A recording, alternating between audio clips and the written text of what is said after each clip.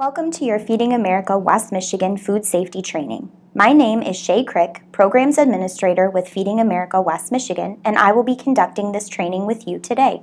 The purpose of this training is to give you all the tools and information needed to ensure your pantry complies with all regulations regarding distribution of food. People who receive food from the food bank or agency trust you to help keep them safe. One big concern is foodborne illness.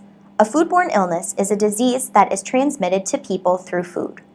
Many hazards can make food unsafe and cause a foodborne illness. Some come from air, water, soil, or animals.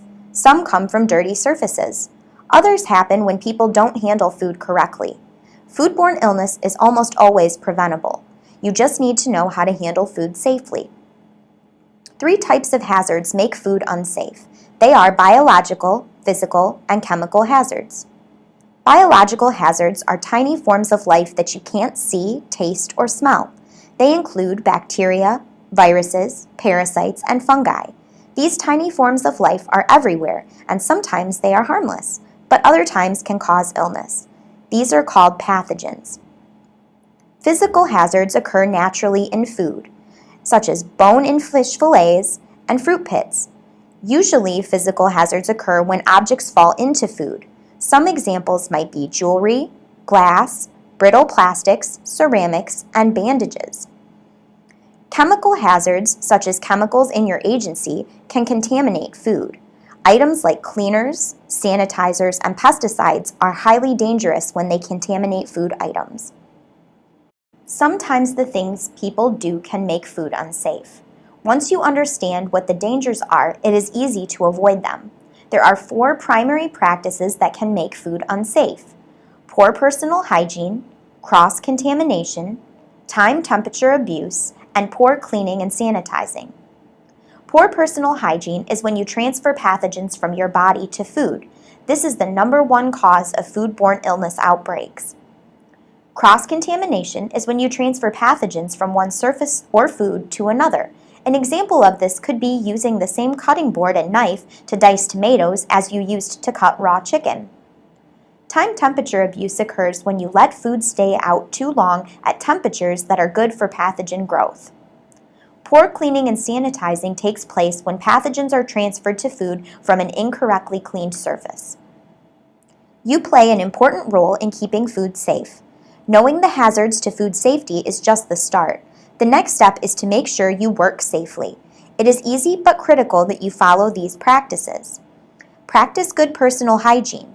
Don't transfer pathogens from your body to food. Control the time and temperature of food, and don't let it stay out too long at temperatures that are good for pathogen growth. Prevent cross-contamination, and don't transfer pathogens from one food to another, and don't transfer pathogens from one surface to another. Make sure you clean and sanitize surfaces correctly. Keep everything clean, and make sure you clean and sanitize anything that touches food. Some people are allergic to certain types of food. The tiniest speck of a food they are allergic to can make them sick or even cause death. You must keep this food away from these people. When a food item containing an allergen comes in contact with another food item and their proteins mix, it is called cross-contact. This can be dangerous for people with food allergies. Food should be stored and handled in a way that prevents cross-contact. The proteins that cause allergic reactions are called allergens. Many different food items can cause allergic reactions, but just 8 food items cause the most reactions. These are called the Big 8. You need to be aware of the Big 8 and the products that contain them.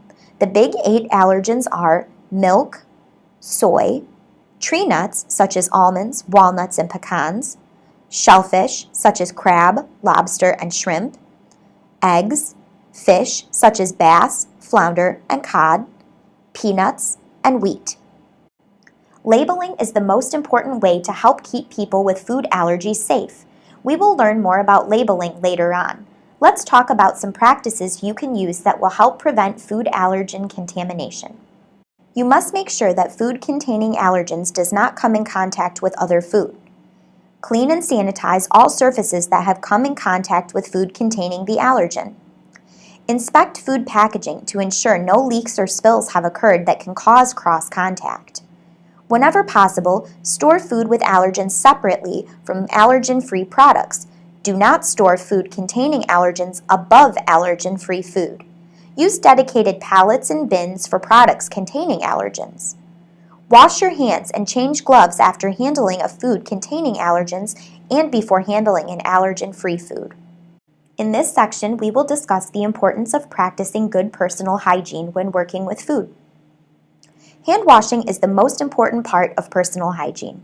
It is important because your hands can transfer pathogens to food, so it is critical that you wash your hands correctly and at the correct times.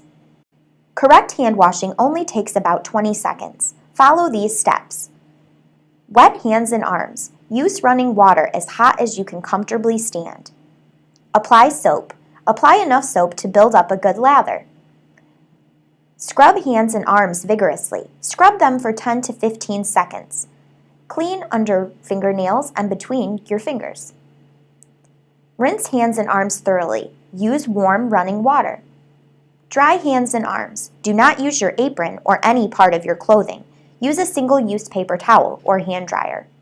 Once your hands are clean, you don't want to contaminate them again. Follow these guidelines. Use a paper towel to turn off the faucet. Use a paper towel to open the restroom door whenever you can. It is easy to contaminate your hands while doing everyday activities, and contaminated hands can spread pathogens. To keep food safe, wash your hands before you start work and after doing any of the following activities: using the restroom, touching hair, face, body, or clothing, handling raw meat, poultry, or seafood, taking out the garbage, sneezing, coughing, or using a tissue, handling chemicals that make food unsafe, smoking, chewing tobacco or chewing gum, eating or drinking, before putting on gloves at the start of a new task, and touching anything that could contaminate your hands. Some agencies may provide hand sanitizer to reduce the pathogens on hands. Follow these steps if you use hand sanitizers. Never use hand sanitizers instead of washing your hands. Use hand sanitizer after you wash your hands. Wait for the hand sanitizer to dry before touching food or equipment and before putting on gloves. Always follow the manufacturer's directions for using a hand sanitizer. Gloves can help prevent the spread of pathogens when they are used correctly. Only use single-use gloves when handling food. Make sure the gloves fit your hands. They should not be too tight or too loose. Never blow into a glove or roll them to make them easier to put on, as this can contaminate them. Never rinse, wash, or reuse gloves. Wash your hands before putting on gloves or when starting a new task. There are instances when you will need to change your gloves while working.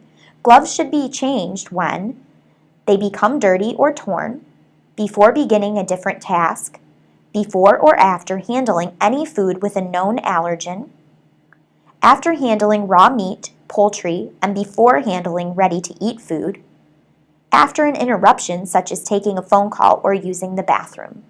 Proper hand and nail care can add an extra layer of protection from the spread of pathogens.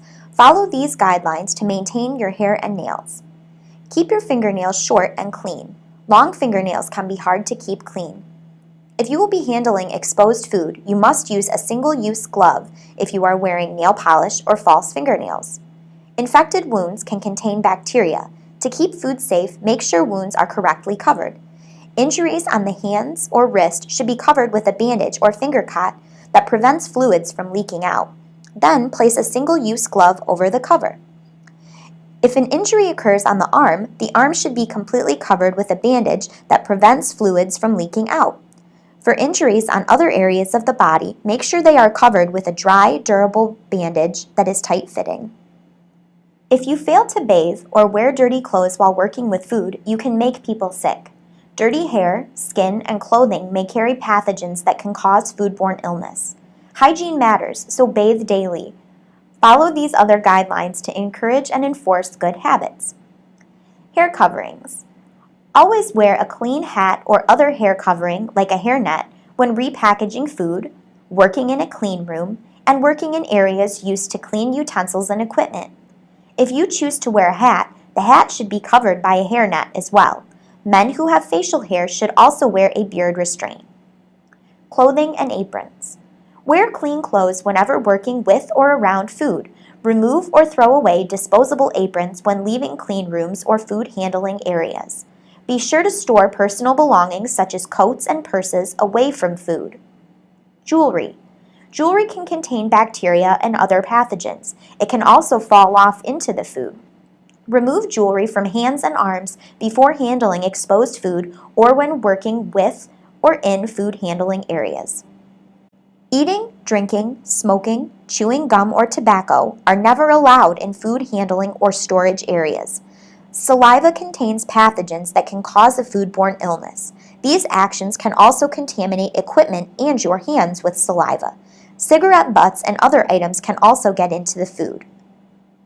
Being sick can disrupt many things in your work, and while it is annoying to you, you should still take illness seriously. If you are sick, you could spread pathogens to food and equipment. This could make your clients and coworkers sick. If you are experiencing vomiting, diarrhea, jaundice, which is yellowing of the skin or eyes, or sore throat with a fever, you must report these symptoms to your supervisor. Another critical step in the process of ensuring food is safe is receiving and storing food correctly. In this section, we will discuss ways to control time and temperature, how to inspect food to ensure it is safe to receive, and how to store it correctly once you have it. The temperature of food must be controlled from the minute it is picked up from the donor or the food bank to the minute it is handed to the client. That includes the time food spends in the warehouse, on the truck, and at the agency. Think of this as a cold chain that, if broken, can result in foodborne illness. The cold chain is broken whenever food is held at temperatures between 41 degrees Fahrenheit and 135 degrees Fahrenheit. This is the temperature danger zone. Fortunately, there are several ways to prevent a break in the cold chain. A thermometer is the most important tool for controlling the temperature of food. 3 types of thermometers are commonly used in food banks and agencies: infrared, digital, and bimetallic stamped. For more information about which type of thermometer is best for your food program, please consult your ServSafe Food Handler's Guide to Food Banking or your agency relations representative, and they can assist you. Checking food when you receive it will help make sure it is safe. This starts with checking the temperature of the food. Perishable food must be received at the correct temperature in order for it to be safe. Reject any food that does not meet temperature requirements. Refrigerated food and cut produce should be received at a temperature of 41 degrees or lower. Frozen food should be received frozen solid. It is recommended that frozen food be received at 0 degrees or below. Whole produce should meet dry storage temperature requirements. For more information about produce handling, see Feeding America's Produce Handling Guidelines. Food can easily be contaminated if it is not stored correctly. It can also become unsafe if it is allowed to stay in the temperature danger zone. The good news is that there are things you can do to prevent this. Here are some important steps you must take to keep food safe when storing it. Make sure refrigerated food and cut produce are stored at 41 degrees or lower. Frozen foods should always be kept frozen solid. We recommend storing them at 0 degrees or below. Store foods only in designated food storage areas. If food is kept in common use space, locks should be placed on appliances and cupboards where the food is kept. Store food 4 to 6 inches off the ground and away from the walls at all times. Store ready-to-eat food above raw meat, seafood, and poultry. Do not store these items on the same shelf or pallet. Store food only in containers made for food. Food should always be wrapped or covered before storing it.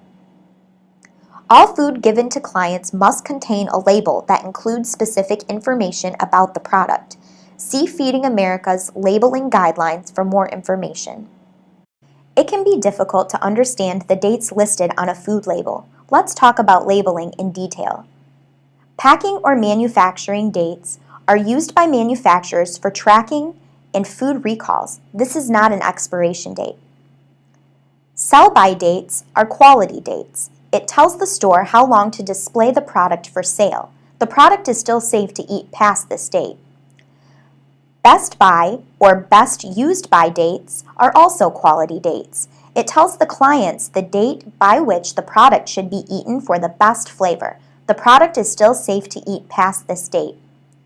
Used by or expiration dates are the last date recommended for the product while at peak quality. The product may still be safe to eat past this date. The common theme is that oftentimes we discard food that is completely safe to eat. When in doubt, consult the Food Keeper Guide.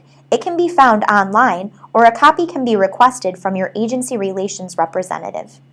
Sometimes manufacturers or government agencies will issue recalls for food. This may happen when food has been contaminated. It can also happen when food allergens have not been identified. When a product recall has been issued, Feeding America West Michigan will send you an email notification of the product and any information we have. It is very important for the food bank to have an accurate email on file to ensure that you receive these recalls. If you receive a recall notice, you are required to check all stock in your storage area for the item. If you have the item, please do not return it to the food bank. Simply discard it appropriately and let the food bank know you received it. Please post the recall notice in an area where clients can see it to alert the individuals you serve that a contaminated product has been identified. Even if you did not receive the product, posting the recall is still a good idea to protect the clients you serve. Sometimes manufacturers or government agencies will issue recalls for food. This may happen when food has been contaminated. It can also happen when food allergens have not been identified. When a product recall has been issued, Feeding America West Michigan will send you an email notification of the product and any information we have. It is very important for the food bank to have an accurate email on file to ensure that you receive these recalls. If you receive a recall notice, you are required to check all stock in your storage area for the item. If you have the item, please do not return it to the food bank. Simply discard it appropriately and let the food bank know you received it. Please post the recall notice in an area where clients can see it to alert the individuals you serve that a contaminated product has been identified. Even if you did not receive the product, posting the recall is still a good idea to protect the clients you serve. Not all of the products you receive will be ready for distribution. Many products will require a closer look to see if they are usable. This is especially true if your agency gets food donations from sources other than the food bank. Each product will be evaluated differently. Never assume that the product has already been inspected and is safe for use. It is everyone's responsibility to inspect food for safety. It is also important to note that you should never accept homemade items, as they do not have proper labeling required for distribution.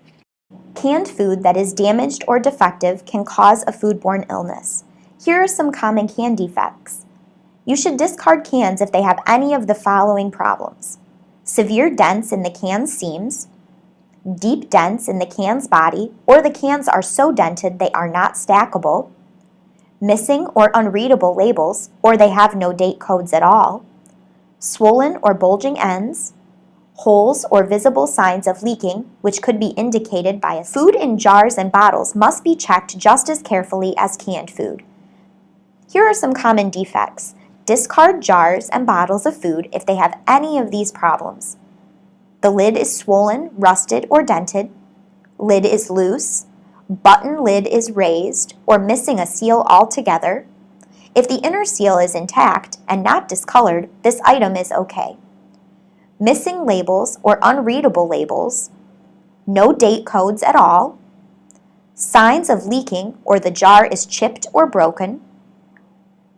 The food item contains mold or foreign objects, or the food is discolored or has an unusual appearance or evidence of separation. Packaged dry food must be checked just as carefully as other food items. Dry food containers include bags, boxes, sacks, or plastic wrapped items. Some dry food is packaged in a single package, like rice or flour. Other food, like cereal, is double packaged with the food contained in an inner package. Discard dry packaged food if it has an unusual appearance, if it is not in its original package, or it has any of these problems. If it is unlabeled or unreadable labels or date codes, Signs of pests, such as gnaw marks, droppings, insects, or pin-sized holes in the packaging. Double packaged food with a damaged inner package. Or signed packaged food that is exposed to packaging that is open, ripped, or torn, punctured, cut, or with split seams. Many times food is received in bulk and must be repacked in quantities that are right size for clients. There are strict conditions for repacking food. In general, it must be performed in a designated clean room. A clean room is a separate enclosed room dedicated to bulk repacking. This room must meet specific criteria. It is important that you understand that if you open packages of food and touch the food, this is repacking, and you are required to have a licensed area for this and a serve-safe manager to supervise. If you are interested in repacking or need to know if your agency meets these criteria, please contact Feeding America West Michigan's Food Safety Officer. Cleaning and sanitizing are essential parts of any complete food program. Knowing when and how to clean and sanitize and implementing the proper tools and procedures to ensure it is done correctly are one of the best ways to maintain the safest food environment possible. Cleaning removes food and other dirt from a surface. Sanitizing reduces pathogens on a surface to safe levels. The most important reason to clean and sanitize is to prevent the spread of pathogens to food. It also helps control pests such as insects and rodents. Not all surfaces are handled the same way. Some only need to be cleaned. Others must be cleaned and sanitized. All surfaces must be cleaned and rinsed. Examples include walls, floors, storage shelves, and garbage containers. Any surface that touches food must be cleaned and sanitized. Examples include plastic food bins, ladles, scales, prep tables in clean rooms, sorting tables, and scoops. If you notice a worn or cracked equipment, set it aside and report it to your coordinator or manager. This equipment is not easy to clean and sanitize. It also may hold pathogens. This equipment should be replaced as soon as possible. It is important to follow specific steps when cleaning and sanitizing surfaces. First, scrape or remove food from the surface. Then, wash the surface completely. Then, rinse the surface.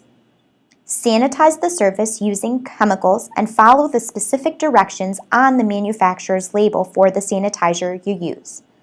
Then allow the surface to air dry. Be sure to avoid contamination when cleaning. For example, do not allow spray cleaner to contaminate food. Always use cleaners and sanitizers according to the manufacturer's directions and your organization's policies.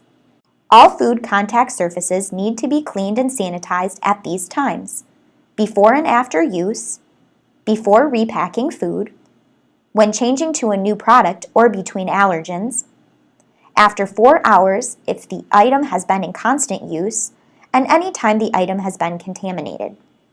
Tools and utensils are usually cleaned and sanitized in a 3-compartment sink. The sink must be set up the correct way before it can be used. Once set up, there are specific steps you must follow to make sure items are cleaned and sanitized correctly.